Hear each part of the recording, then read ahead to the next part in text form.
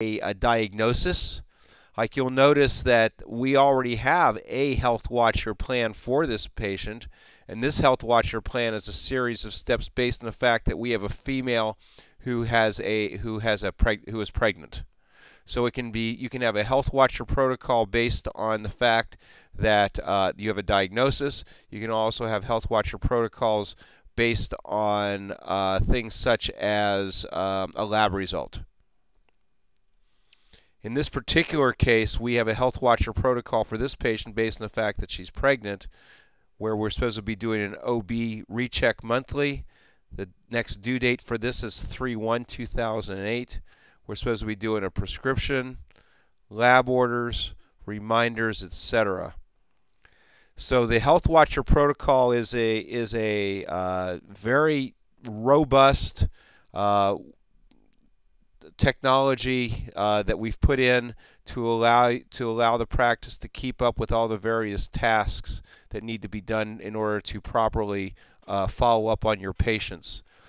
Tasks can be appointments, they can be lab orders, they can be prescriptions, or they can just be general questions. We have examples of all of these and when they're due under the Health Watcher. Going back just real quickly, I skipped something on my chart before. When I went back into when I had my review items, I don't know if you remember I mentioned I'd go back and I had my chart items. We also have on the review items, we have a Health Watcher tab. The Health Watcher tab will give you a list of any Health Watcher items, whether the patients are here or not here in the clinic, that are due or overdue. And again, it's one huge tickler system to allow you to efficiently follow up on the various and sundry types of follow-up items in order to be able to keep track with what needs to be done for your patient population. Any questions about Health Watcher? Okay, let's go back to the patient's chart.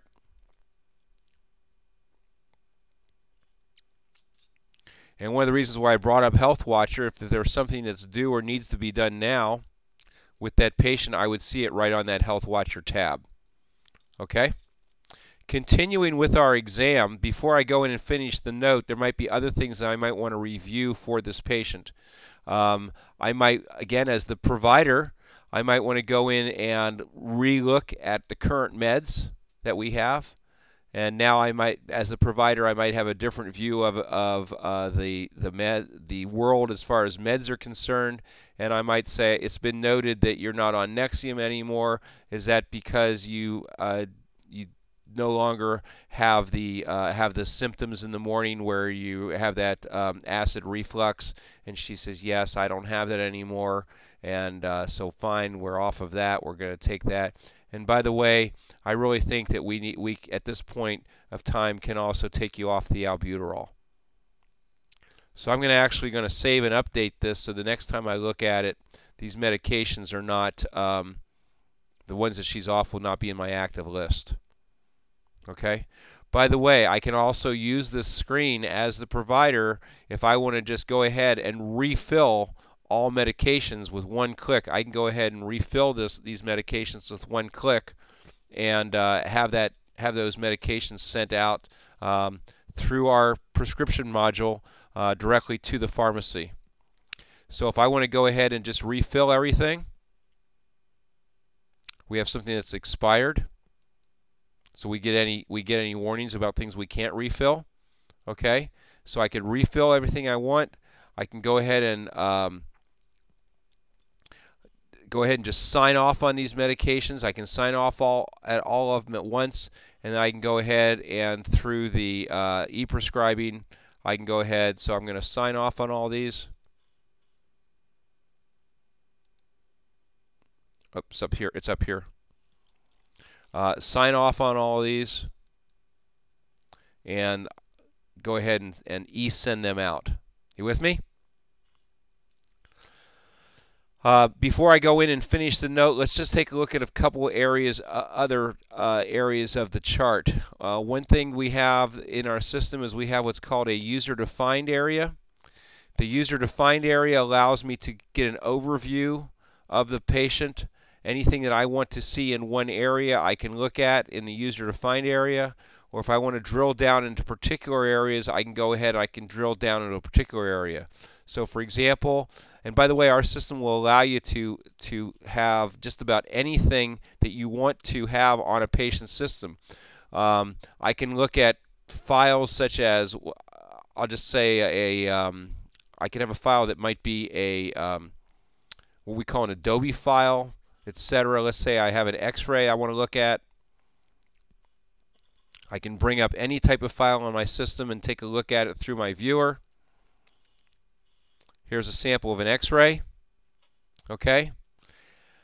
And as a matter of fact, I'll show you something even a little bit more powerful, and that is the fact that we can actually save and store and attach an EKG to the system.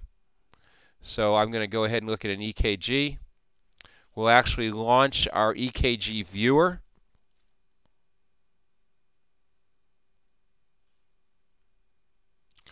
This is a EKG that was taken through a device interface that we've created, where you can actually launch the viewer. You can look at the details. Okay, you can change your gain. It's actually using their software to go ahead and look at it. You can go ahead and view it in a variety of ways. When you're done with that viewer, you exit it, and it comes right back to your chart. Okay. Let's go ahead and finish off our note here. So I'm going to go back to my notes.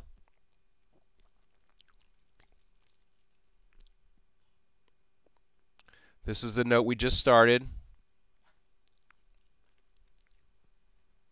Now I would go into the areas that, as the provider, I need to do. I might have a review of systems tab. You'll notice that you can pre-populate your template with certain things, such as, you know, the normals. Okay, so I could say I reviewed the eyes. That's fine. There was no blurry vision, no, etc., etc. But she did have a headache, etc., etc. Review the respiratory system. There was a productive cough or non-productive cough, etc., etc. So I could fill these in with just check boxes. Okay, what I've reviewed. As I mentioned before, there's a headache. Okay, so I can do that. I can then go ahead and conduct my exam.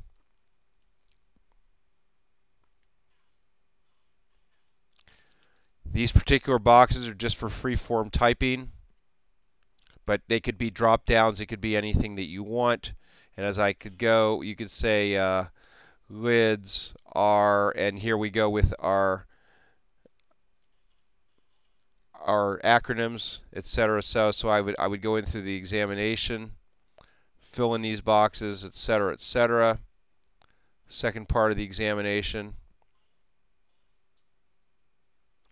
And then I would fill this in till I get to the various end. I could, again, these can be checkoff boxes. They can be free-form typing.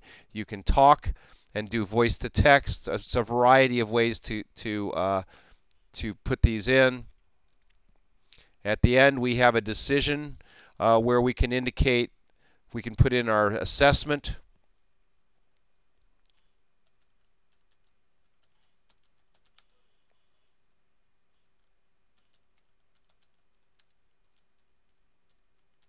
We even have an E&M coder. So, and I didn't document very much, so it's probably not going to come back with an E&M for me because I didn't document enough. But you can actually see why it didn't. So in this particular case, we didn't do a history of the present illness. Okay, we have two bullet counts for, it's basically telling us how the E&M was done. We were unable to determine the history level because the data was incomplete. You with me? So if I'd filled everything, it would actually come up and given me my E&M code. Okay. If there was any additional CPT codes that we wanted to attach for this visit, I could go ahead and I could do a CPT search. So maybe I want to do a CPT search. Maybe I did, I don't know.